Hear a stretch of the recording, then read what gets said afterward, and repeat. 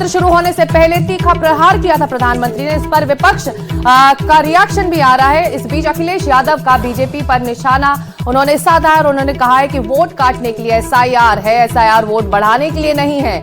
अखिलेश यादव भी कह रहे हैं बीजेपी के दबाव में वोट काटने की रणनीति है। बीएलओ को कोई ट्रेनिंग नहीं दी गई है। यूपी में जल्दबाजी क्यों की जा रही है, पूछ रहे हैं अखिलेश यादव। आइए सुन लेते हैं उनको। 2024 में जो बूथ उत्तर प्रदेश में भारतीय जनता पार्टी हारी है, उन बूथों पर विशेष निगरानी, विशेष एसआईआर, वोट काटने के लिए एसआईआर, ये वोट बढ़ाने के लिए एसआईआर नहीं है। ये जो रिवीजन चल रहा है, ये लोकतंत्र को मजबूत करे, वोट मिले। इलेक्शन कमीशन का काम क्या है?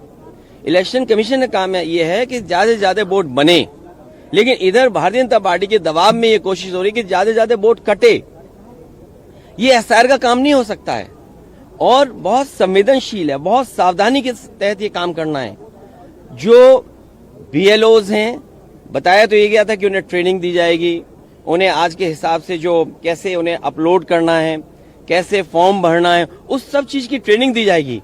लेकिन जमीनी हकीकत हम देखते हैं तो बहुत सारे बीएलओ फॉर्म नहीं भर पा रहे हैं, उन्हें दिक्कतें आ रही अपलोड करने के लिए। तो ये जल्दीबाजी क्यों? यूपी में कोई इलेक्शन नहीं है, अभी इलेक्शन अभी टाइम है, तो आप आराम से करते और सहूलियत के साथ करते, बहुत सावधानी से करते, बहुत सिंसियरिटी के साथ करते। ये कौन सा लोकतंत्र में आप किसका ड्रीम पूरा करना चाहते हैं? हम पूरा ऑपोजिशन खाली यही मांग कर रहा है कि एसआईआर जो इतनी जल्दबाजी में कराया जा रहा है उत्तर प्रदेश में और वेस्ट बंगाल में, तो आखिर ये क्यों कराया जा रहा है?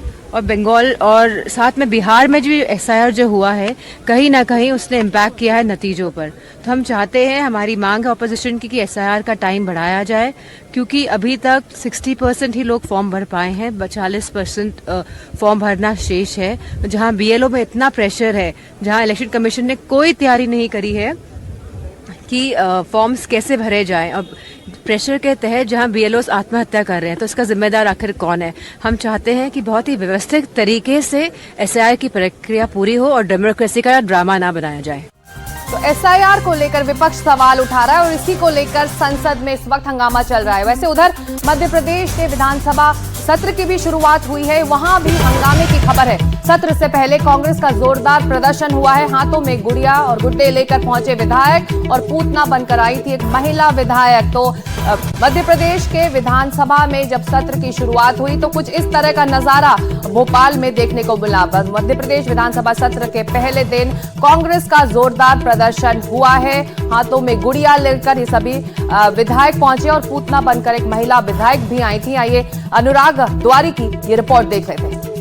मध्य प्रदेश में कफ सिरप कांड में जो बच्चों की मौत हुई है, उस पर कांग्रेस विधानसभा परिसर में जोरदार प्रदर्शन कर रही है। हाथों में गुड़िया लेकर आई हैं और एक कांग्रेस के विधायक, यहाँ देखिए आप, कफ सिरप की बोतल अपने गले में टांगे पूतना बनकर के बीच में खड़ी हैं और कुछ बोल रही हैं। जो नेता प्रतिपक्ष हैं उमंग सिंघार, वो भी उनके साथ खड़े हैं और ये तमाम पोस्टर लेकर के सरकार पर पूतना बनने का आरोप लगा रही है। कांग्रेस कह रही है, पिला रही है बच्चों को जहरीला कॉफ सिरप। तो जिस तरह से छिंदवाड़ा में और आसपास के कुछ और इलाकों में बैतूल से बच्चों के मौत की खबर आई थी, उसके बाद विधानसभा सत्र के पहले ही दिन कांग्रेस का इस तरह से आप देखिए जोरदार प्रदर्शन चल रहा है। तमाम कांग्रेस के विधायक जो हैं वो हाथों में गुड़िया लेकर ऐसे बैठे हुए हैं और बीच में नेता प्रतिपक्ष और साथ ही कांग्रेस की एक विधायक भी हैं जो इस तरह से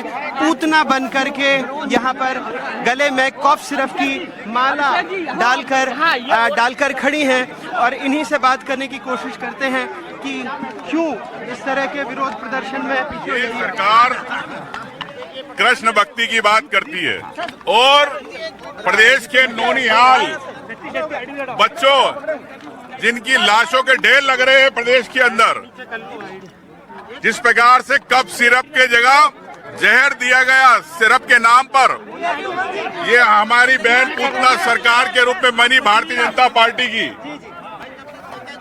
और जिस प्रकार से बच्चों को चूहे खा रहे, एमवाय हॉस्पिटल इंदौर के अंदर हॉस्टलों के अंदर बच्चों की मौत हो रही है, खाना सही नहीं मिल रहा, चाहे कट्ठीवाड़ा हो चाहे वीआईटी हो, कई बच्चों की, छात्राओं की मौत हो गई, चाहे बच्चे हो चाहे छात्र हो। जिस प्रकार से अनदेखी सरकार कर रही है और एक तरफ कृष्ण भक्ति की बात करते हो, ये सरकार निर्मम है। ये मासूम बच्चों के बारे में नहीं सोचना चाहती। प्रदेश के अंदर एक नंबर पर पूरा देश के अंदर कुपोषण का शिकार मध्य प्रदेश हो रहा है।